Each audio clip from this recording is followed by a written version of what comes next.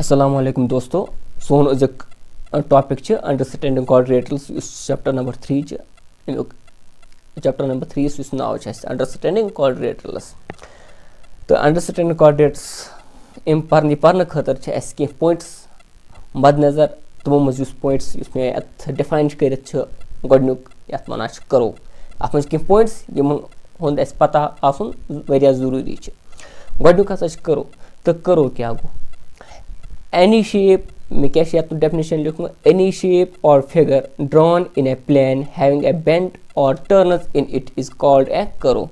कह ते shape कह ते figure युस हसा एकस प्लेनस पे एकस पेपरस पे अस हेको ड्रा करित या बेंट आसन बे आसन टर्न तथ हसा मनो अस करो फॉर एग्जांपल मे बने कि फिगर इस करो अख यानी कि अथ हसा इस अख स फिगर अख यथ हसा बेंट ति यत कोड पोक्स इस पर या डायरेक्शन में गो ये बेंड बे गई डायरेक्शन चेंज तो ये पोकस पत कर बे डायरेक्शन चेंज पोकस पे पे पत कर बे डायरेक्शन चेंज पोकस पे स्टार्ट पॉइंट्स पे गो अत हसा मनो करो या इत पे बना बह अख लाइन ब्या फिगर अख इत पे ये गई करो या इत पे बना बह अत मनो करो इत पे या इत पे अत मनो बह करो ठीक है अत में ज चीज अत में कर्वस मज आ गई क्लोजर करो बे गई ओपन करो आ गई क्लोजर करो तो क्लोजर करो हसा गई सह फिगर इस क्लोजर बंद प्रत कह साइड तक बंद यानी कि प्रत अंत बंद फॉर एग्जांपल बना कि इत पे ये गई क्लोजर ये फिगर बना मे पे यह क्लोजर इत पे यह क्लोजर यह बंद या इत पे बना बह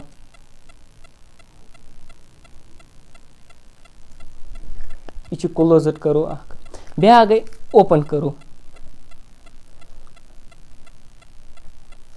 हसा गई सह फिगर सह शेप इस क्लोजर अक side L open for example इत पे अत साइड यल या बह बना योतान थाव बह अड़ान थाव बह यल यह ओपन करो या इत कन बना बह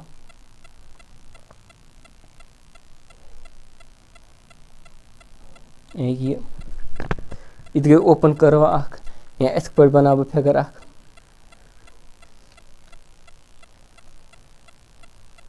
यह हसा ओपन फिगर अत मज ब्या पॉइंट अत वन पॉलीगन तो पॉलीगन क्या गो पॉलीगन डेफिनेशन परोस a polygon is a closed curve made up of line segments and each line segment represents the boundary of a figure polygon हसा गई सह closed figure युस हसा बनेमज line segment सत बे हसा गई प्रत कह line segment represent करें तमिच boundary प्रत कह line segment हसा गई तमिच तम figure हिंज तम curve hinge boundary Asin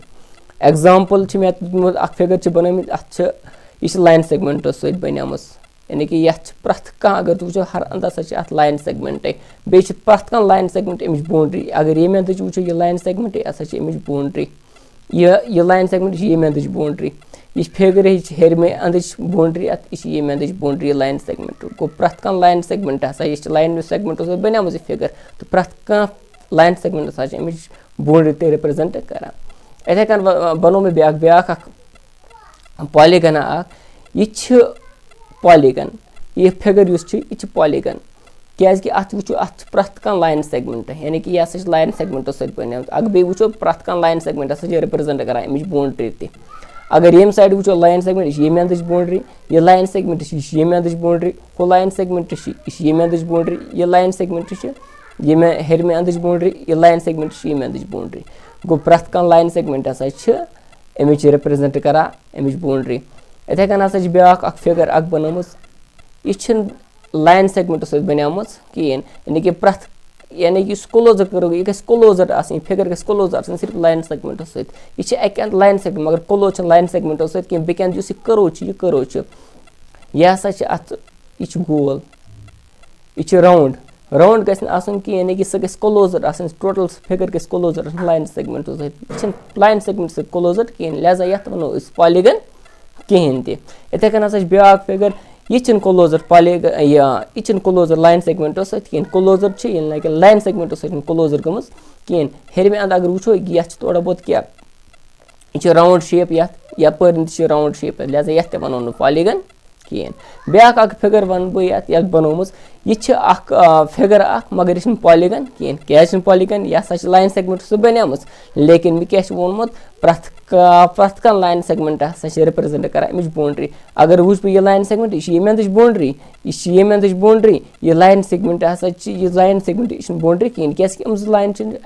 are पार गसान पार गसान यानी कि मज गन पॉलीगन मज gun line segment cross gun कहें तथ वनो पॉलीगन कहें इथे पे वुच ब्या फिगर यह पॉलीगन कहें क्या तम लाइन सेगमेंट फिगर मज पार गसान वो फिगर मज गह लाइन सेगमेंट पार तो लाइन सेगमेंट सह रिप्रेजेंट कर तमिच बाउंड्री अगर वुचो यह रिप्रेजेंट कर यह बाउंड्री अमिच कहें यह लाइन सेगमेंट रिप्रेजेंट कर बाउंड्री कहें क्या पोर्शन लाइन सेगमेंट सह अंदर फिगर अंदर तो लिहाजा ये वनो न पॉलीगन कहें ब्या फिगर बना बह इत पे यह हसा पॉलीगन कहें क्या यह लाइन सेगमेंटो सह बनेमस लेकिन यह क्लोजर कहें इस ओपन फिगर ओपन करो तथ वनो पॉलीगन कहें गो पॉलीगन हसा गो क्लोजर फिगर गोत ग क्लोजर आसान लेकिन क्लोजर कमो सत लाइन सेगमेंटो सत बे लाइन सेगमेंट रिप्रेजेंट कर तमिच बाउंड्री इथे अत ब्या पॉइंट सह गो डायगोनल क्या गो a diagonal is a line segment connecting two non-consecutive vertices of a polygon. ये diagonal हसा लाइन सेगमेंट कनेक्ट करा अकिस पॉलीगनस में जो non-consecutive vertices. अब जो non-consecutive vertices कम गई तम समझा बह पे गोट समझो उस vertices फॉर एग्जांपल बजना बना फिगर अमुक पथ कॉर्नर यानी कि कून एक कॉर्नर प्रथ कॉर्नरस वनो वर्टेक्स अकिस कॉर्नरस वनो वर्टेक्स दोन या दो खुद ज्यादा कॉर्नरस तमन हसा वनो वर्टिसेस गो कॉर्नर वनो वर्टिसेस पत गो कंजुगेटिव वर्टिसेस कम गई कंजुगेटिव वर्टिसेस हसा गई यम एक्स लाइन सेगमेंटस पे एन तम हसा गई यम एक्स लाइन सेगमेंटस पे बनन वर्टिसेस तम हसा गई कंजुगेटिव वर्टिसेस फॉर एग्जांपल यह लाइन सेगमेंट अत पे कस वर्टिसेस तो यमन कि अत लाइन सेगमेंट्स पे हसा जो वर्टिसेस अमन हसा वनो कंजुगेटिव वर्टिसेस तो एम बरकस हसा नम बह यह वर्टेक्स तो यह वर्टेक्स अमन गई नॉन कंजुगेटिव वर्टेक्स यानी एक्स लाइन पे एक्स लाइन सेगमेंट पे जो वर्टिसेस कहें अमन हसा वनो नॉन कंजुगेटिव वर्टिसेस को नॉन कंजुगेटिव वर्टिसेस गई ये वर्टेक्स तो ये वर्टेक्स अमन दोन हसा वनो नॉन कंजुगेटिव वर्टिसेस ये वर्टेक्स हसा गई नॉन कंजुगेटिव वर्टिसेस तो डायगोनल क्या डायगोनल लाइन सेगमेंट कनेक्ट कर अकिस पॉलीगनस में जो नॉन कंजुगेटिव वर्टिसेस कनेक्ट कर यह पॉलीगन जो नॉन कंजुगेटिव वर्टिसेस कनेक्ट करो तथ हसा वन डायगोनल फॉर जो नॉन कंजुगेटिव वर्टिसेस कुछ गई यह वर्टेक्स तो यह वर्टेक्स अगर हम जॉइन करो एक लाइन सेगमेंट सत ये हसा वनो लाइन सेगमेंट तेल डायगोनल इथे कन हसा ब्या डायगोनल पे यम जो वर्टिसेस ते क्या नॉन कंजुगेटिव वर्टिसेस अगर हम इत जॉइन करो हसा वनो लाइन सेगमेंट अत हसा वनो डायगोनल तो अत मज ब्या पॉइंट कन्वेक्स पॉलीगन तो कन्वेक्स पॉलीगन क्या गो a polygon is a convex polygon if all the diagonals of a polygon lies completely inside the polygon polygon हसा convex polygon तेल ये हसा तमाम diagonal आसन polygonस में तम हसा आसन polygonस अंदर for example बना polygon मे बनो polygon shape इत पड़न यह polygon बह diagonals तरावा इत पड़न बन diagonals non consecutive vertices join करा बना तथ वन तम line segment one diagonals diagonals अगर वो फिगर अंदर नेबर पेवान कहें फिगर नेबर फिगर अंदर पेन तमन हसा वनो कन्वेक्स पॉलीगन फॉर एग्जांपल बना ब्या शेप इत पे वन बना बह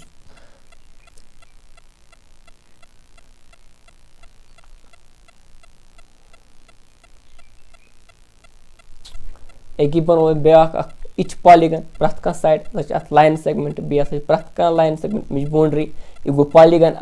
डायगोनल तरावन डायगोनल हसा गई non conjugative vertex non consecutive vertices join करा छ बना सा छ diagonal diagonal पे ना पे diagonal अख ये vertex हम तिश non consecutive vertices diagonal अख इस पे diagonal अख यानी कि यस यम तमाम diagonal अगर अस त्रावो तम हसा छ सालम पेवन फेगरी नेबर यानी कि फेगरी अंदर हसा छ पेवन फेगरी नेबर छी पेवन कि इतकन छी का पेवन diagonal या ये पर छ अस पेवन का diagonal लिहाजा फेगरी नेबर छ अस का diagonal पेवन ये तमाम diagonals पेवन छ तम हसा पेवन फेगरी अंदर अमन हसा वन उस कन्वेक्स पॉलीगन इथे कन ब्याक अक्ष कनकेव पॉलीगन तो कनकेव पॉलीगन क्या सा गो कनकेव पॉलीगन हसा गो सब पॉलीगन यस मन तमाम diagonals आसन फेगरी अंदर केन तम हसा पेन diagonal हसा पेन फेगरी नेबर ते फॉर एग्जांपल बनाबो पॉलीगन अख किस पॉलीगन अख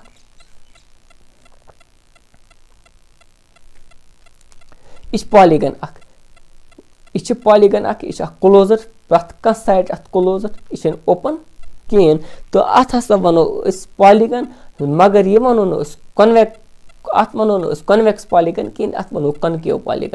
पॉलीगन क्या वनो अगर इस डायगोनल त्रावो उसे डायगोनल त्रावो ये पटन ये वर्टेक्स हम नॉन कंसेक्यूटिव वर्टिसेस क्या कि ये एक लाइन सेगमेंट वर्टेक्स ये बिग लाइन को वर्टेक्स ये हम जो पान जॉइन करा तथ वन डायगोनल ये पे ये डायगोनल ये पे अथ फेगरी अंदर मगर अगर ये वर्टिस अगर अथ जॉइन करो अथ वन उस डायगोनल मगर ये डायगोनल क्या ये फेगरी नेबर पेवन ये फेगरी अंदर पेवन कहीं अथ हसा वन उस कनकेव पॉलीगन यानी कि ये पॉलीगनस डायगोनल पेन फेगरी नेबर तथ हसा वन उस कनकेव पॉलीगन ये पॉलीगनस फेगरी अंदर डायगोनल पेन तथ हसा वन उस कन्वेक्स पॉलीगन फॉर एग्जांपल बना अख ब्याक अख फिगर अख यत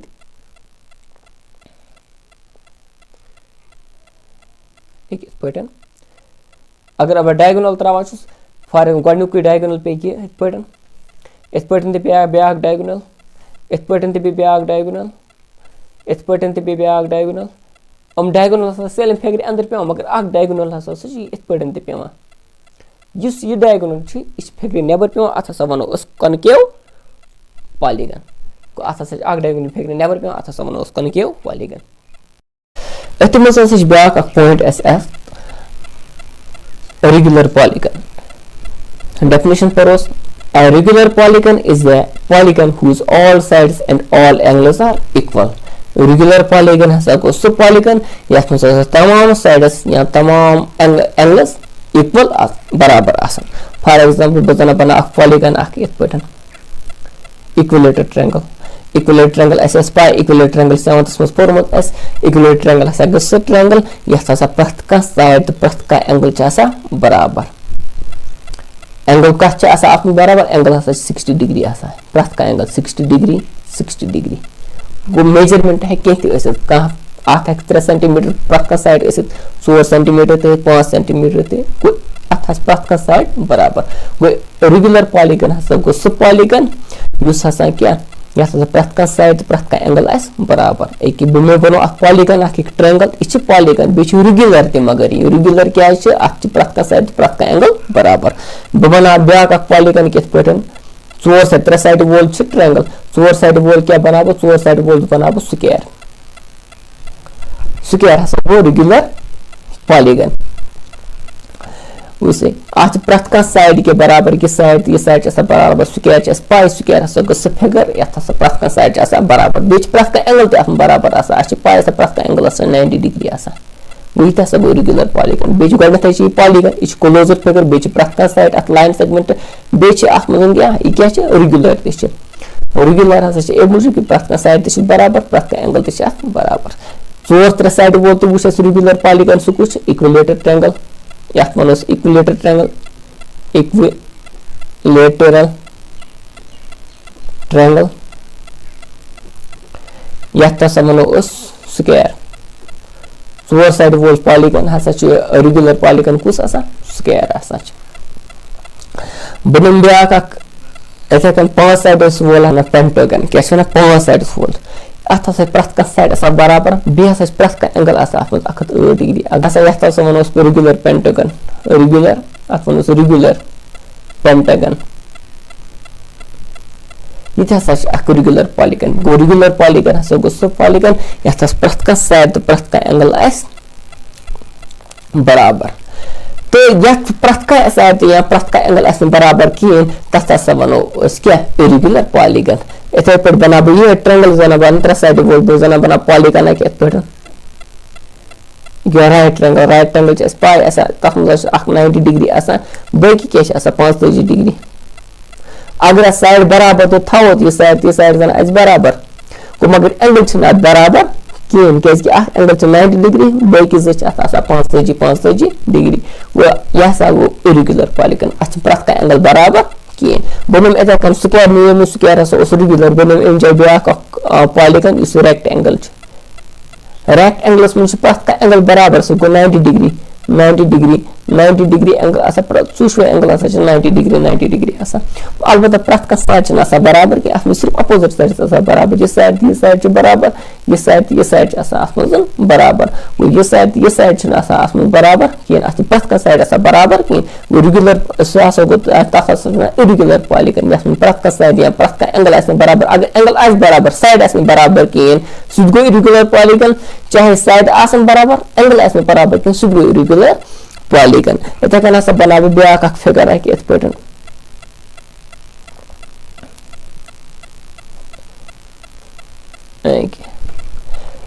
यह क्या प्रथ का साइड थोड़ा वो बना रफली यह पासा यम जो साइड या चूसवे साइड बराबर अलबत्ता प्रथ का एंगल छना था बराबर कि ये एंगल छ आत्मा 60 डिग्री या इमनि ज्यादा इमनि कम या बराबर कि लिहाजा आता समझ इरेगुलर पॉलीगन क्या समझो एस रेगुलर पॉलीगन सको पॉलीगन यथ प्रथ का साइड प्रथ का एंगल छ बराबर इरेगुलर पॉलीगन सको पॉलीगन यथ प्रथ का साइड प्रथ का एंगल छ बराबर कहीं गो वुस क्वाड्रिलेटरल्स क्या गई क्वाड्रिलेटरल हसा गई सो पॉलीगन यथ में 4 साइड्स वोल पॉलीगन तथ क्वाड्रिलेटरल फॉर क्या पॉलीगन अत वो यह गो क्वाड्रिलेटरल क्या 4 साइड्स यानी कि सो पॉलीगन यथ में 4 साइड्स तथ वो क्वाड्रिलेटरल ये ट्रायंगल यथ वो क्वाड्रिलेटरल पॉलीगन मगर क्वाड्रिलेटरल कहीं इथे कन पेंटागन ये पॉलीगन लेकिन क्वाड्रिलेटरल कहीं अत 4 साइड कहीं अत 5 साइड अत वनो क्वाड्रिलेटरल कहीं इथे कन रेक्टेंगल ये क्वाड्रिलेटरल अत 4 साइड्स इथे पे ये फिगर अत 4 साइड्स ये अत वनो क्वाड्रिलेटरल